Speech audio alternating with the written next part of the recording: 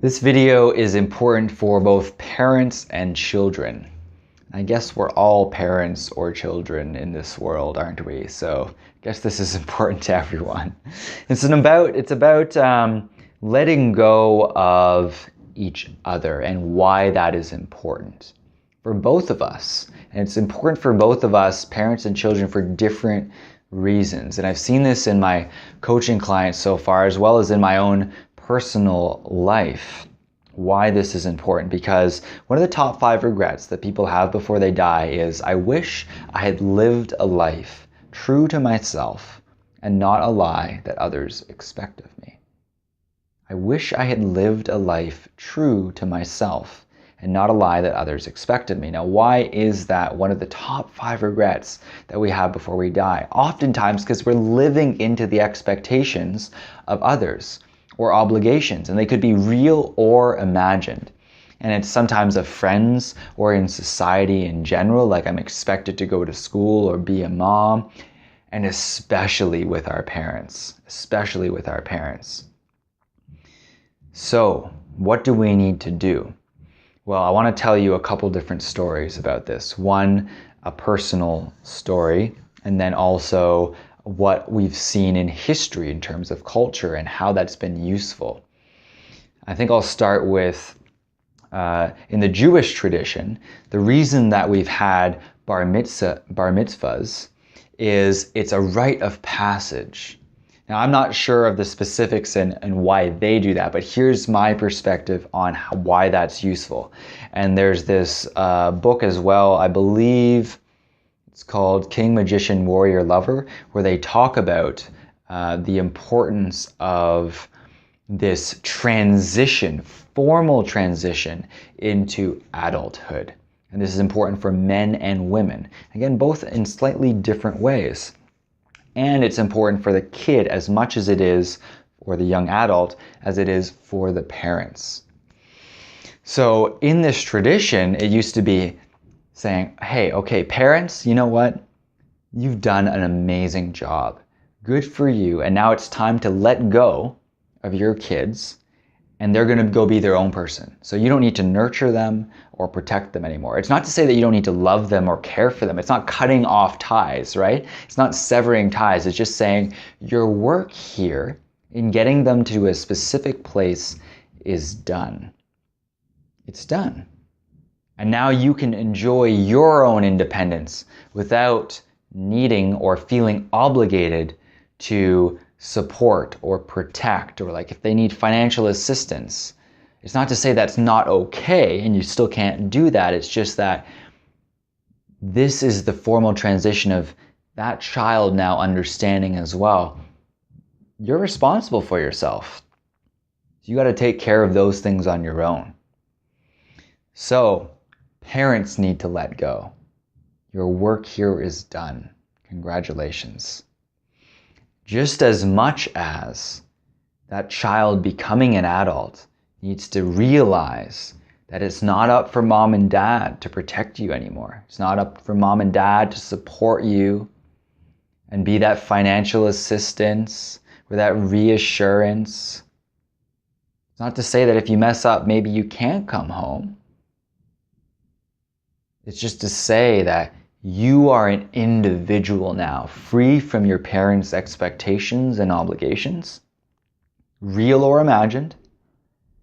And it's time to go be a big boy and big girl now. And this is why we see, a lot of boys and girls in men and women's bodies. Just because you're a certain age, 30, 40, 50, 60, does not mean you are an adult. By my definition, at least. There's a certain level of maturity that says, oh, I'm an individual, and here's me, for lack of better words, fending for myself. I really want to make it clear that it's not about being this like, I can't ask for help. I have in my book, The Power of Permission to ask for help. Totally okay, right? But it's decreasing that dependency, and then again tying that back to the top 5 regrets we have before we die, not living into those expectations. So let me give you another example with my mom. I remember being on the phone with my mom one day, and for whatever reason, the topic came up. I said, "Mom, have you let go of me?" And I remember her pausing. And I love telling this story because it's so subtle yet so significant in how it changed my life. And she paused and she said, "Yeah, I think I have. Like, you're free to do what you want, and like I've let go," she said, "and I have like no expectations." And in that moment, I realized that I was still living into what I had imagined she expected of me. Because if she had said, "No, I haven't let go," then I'm like, oh, my belief would have been true. But I realized I was still trying to please her in some way. I was imagining what she wanted for me and still trying to do that. Right? So that may be very real for some of us because our parents haven't let go of us. But it doesn't mean that we can't still let go. No one is able to put their expectations on you. You own those. You own those. You have the choice to let those affect you or not. But it obviously is especially empowering when both can make that separation. Say, "Hey man, you're good." And now we can be friends, like really good friends, rather than this parent-child relationship where I'm often trying to please and live into what I think they want for me. And that's what creates that regret before death. I've lived into what others, not just my parents, but society, what I think they want for me. And I feel obligated based on that to act in certain ways and go to a certain job and like keep in my self-expression and my sexuality and my voice and my message in the world. And I shut all of that down to try and be what I think others want me to be. And some of it may be true, but some of it oftentimes isn't even true. And we're living into these assumptions that we have. So this is why this is so important. And I've met someone who was still trying to live into the expectations of her mom, even though her mom had passed. So these energetic ties in our mind can still be very real and alive, even when that person's gone. So it's so important to be aware of what is unresolved in our experience and how much that is still creating our reality, because we continue to bring the past into the present. That's part of what I work on with people as well.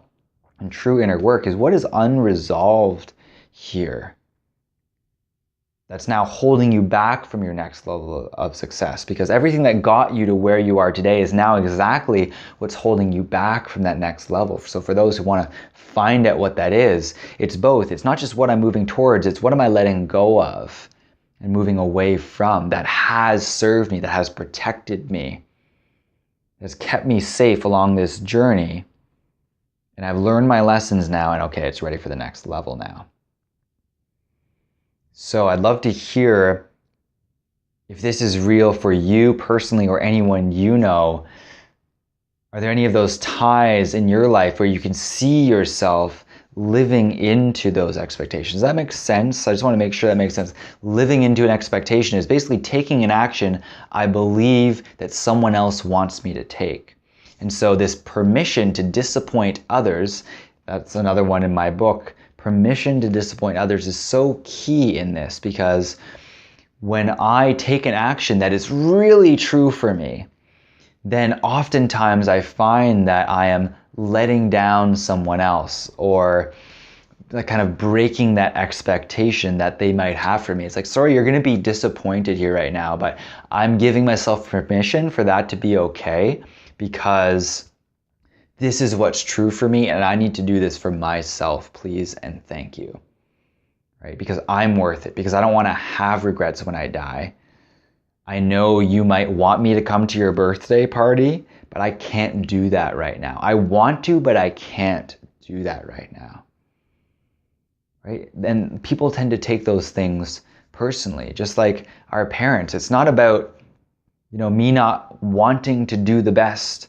Like my parents why are you throwing away the safety that we created for you, right? We worked so hard to create this solid foundation for you so that you can be happy and go to that 9-to-5 job. It's like, Mom, Dad, That safety that you gave me the freedom to find something even more and even better. And it's something that's really true for me and passionate about me. And I know you want me to be happy, and I need to give myself permission to disappoint you because something else is real for me here. And I know you want me to be happy, so this is what that is, right? There's a certain kind of boldness that comes along with letting go of those expectations, because really I realized, like in that story, I was holding on to what I thought my mom wanted for me, but it wasn't true. So number one, check your assumptions. Check your assumptions. And again, even if they are true, also, who cares? What will you wish you had done, or who do you wish you had been when you get to the end of your life? That is completely up to you. The power, the choice is yours. But at first it takes the awareness of how have I been living into those expectations of others. And sometimes those expectations feel like obligations. It feels like I have to go to that person's birthday party. It feels like I have to please that person. There's that pleasing nature in us because we don't want to be disliked by anyone, right? And that's okay. But we can't be liked by everyone. And if we are liked by everyone, we're probably not living a life true to ourselves. So I'd love to hear what you think about this, how you feel about this, how this shows up in your life, or how you've seen this in the lives of others. This is true inner work that we really all need to do in order to liberate that authentic power within us, so that we can live that life true to ourselves. So I would love to hear from you, to share, to connect on this topic, to share in the community, because we all think that we're alone in this experience, and we are not. So thank you so much for listening, and I'll see you next time.